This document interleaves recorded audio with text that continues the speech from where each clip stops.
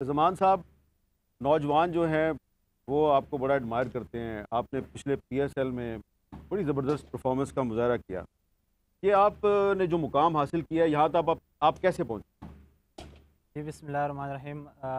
Basically मेरा जो तलक है जनूबी वज़ीरिस्तान से है। मेरे वालिद साहब यहाँ चकसवारी में रहते थे, तो उन्होंने मेहनत मज़दूरी की, हमें बड़ा किया। तो वहाँ से मैंने क्रिकेट स्टार्ट की टे बॉल से।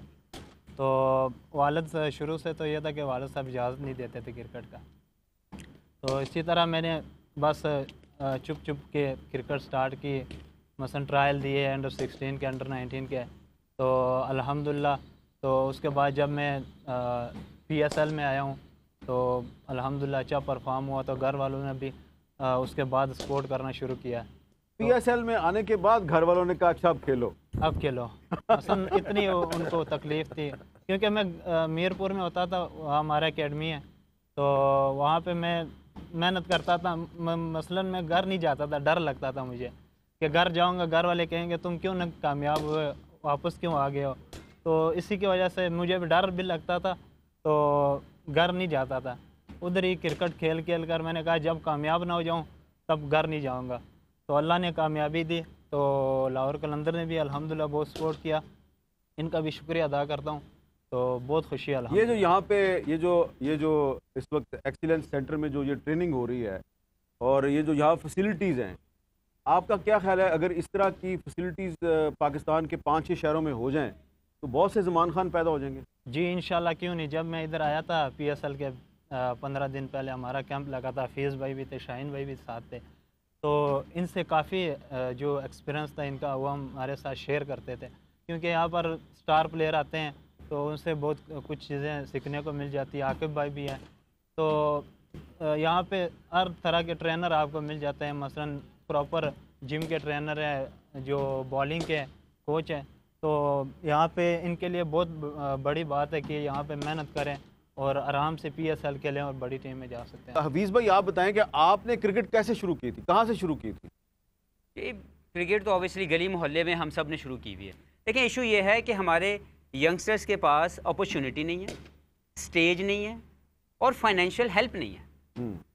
मैं भूखा प्यासा तो नहीं खेल सकता, लेकिन मुझे कुछ ज़रूरत चाहिए जिसमें मैं अपने आप को, अपने वालिदैन को, क्योंकि इससे ब्लाइंड फ्यूचर।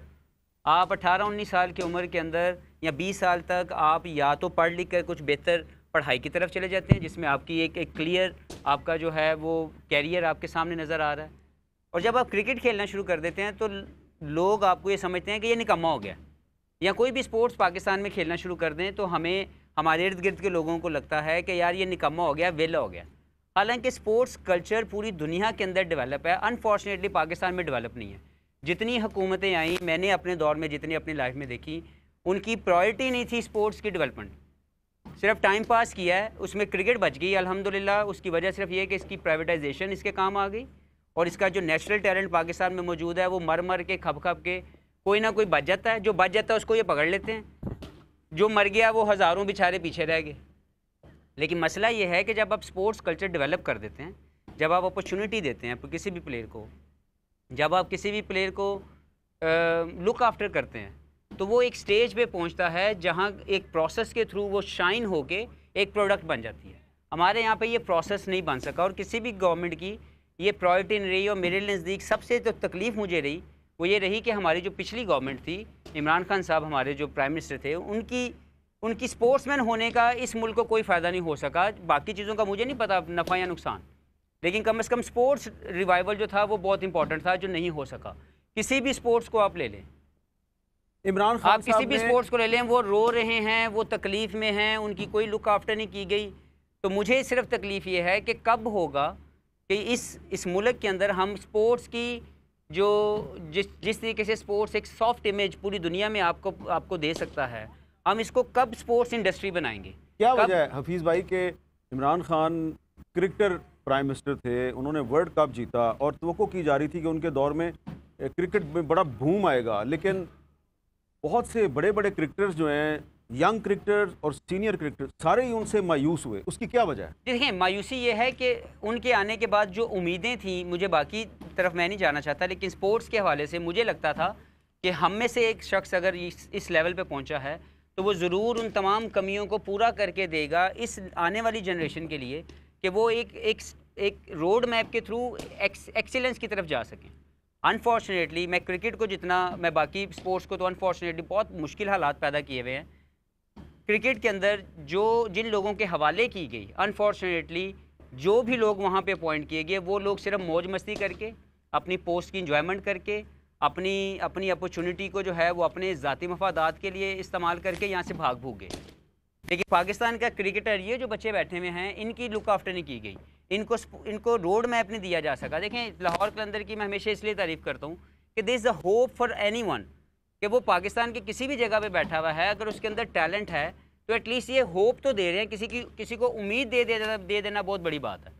किसी को ये अपॉर्चुनिटी प्रोवाइड कर देना आज के दौर में बहुत बड़ी बात है। हालांकि ये काम सिर्फ एक PSL की फ्रेंचाइज का नहीं है, ये पाकिस्तान क्रिकेट बोर्ड का काम है कि वो ये सारी चीज़ें प्रोवाइड करे। टैलेंट हंट आज तक पाकिस्तान क्रिकेट बोर्ड ने पिछले 15-20 साल से नहीं किया। जो मैंने तो नहीं देखा कहीं पे टैलेंट हंट हुआ हो। इन लोगों ने जाके पूरे पाकिस्तान के अंदर जो है वो लाखों बच्चों के ट्रायल लिए, तो वो इंस्पायर किया लोगों को, एक होप दी लोगों को, उन बच्चों को जो क्रिकेट खेलना चाहते थे। लेकिन अनफॉर्चुनेटली जो हमारे पाकिस्तान क्रिकेट बोर्ड में जो लोग आए, जो आला ओहदों पे आए, उन लोगों ने सिर्फ अपने 3 साल 2 साल 5 साल मौजें की हैं और वो भाग गए। अच्छा, आतिफ साहब ये बताएं कि ये बड़ी अहम बात है कि टैलेंट हंट जो है वो पाकिस्तान क्रिकेट बोर्ड की जिम्मेदारी थी, उसने नहीं की, ये लाहौर कलंदर ने की।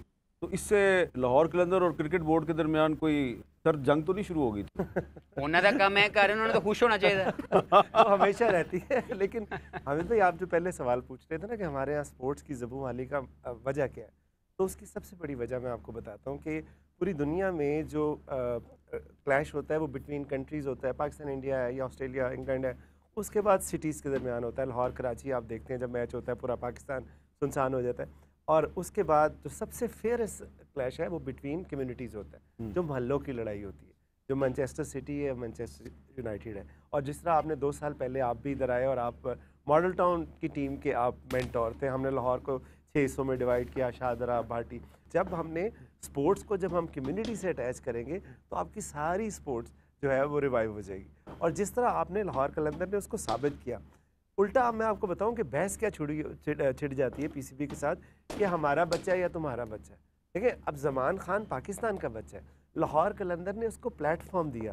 शाहीन शाह अफरीदी पाकिस्तान का बच्चा है, हारिस रऊफ पाकिस्तान का बच्चा है, उसको प्लेटफॉर्म दिया। अब PCB ये कहता है कि ये तो हमारा सिस्टम। फिर हमने कब कहा कि हम हॉकी के प्लेयर को क्रिकेट का बनाएंगे?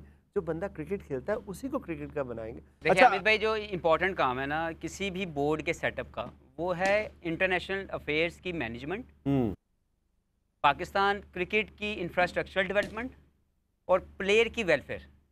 अगर कोई भी ये 3 चीज़ें नहीं कर पा रहा अपने टेनोर के अंदर, और सिर्फ मौजां करना आया है, उसने सिर्फ अपनी जॉब की है, उसने 2 लाख 5 लाख 15 लाख रुपया कमाया है हर महीने का और निकल गया, उसने अपने पर्क्स एंजॉय किए हैं। अगर किसी भी दौर में पिछले जो आपने बात की 2002, 3, 4, तौकीर ज़िया साहब, मैंने अपनी टाइम पे अपने पूरे कैरियर में लास्ट जो देखे हैं chairman as a Pakistan cricket board, जिन्होंने इंफ्रास्ट्रक्चर डेवलपमेंट की है।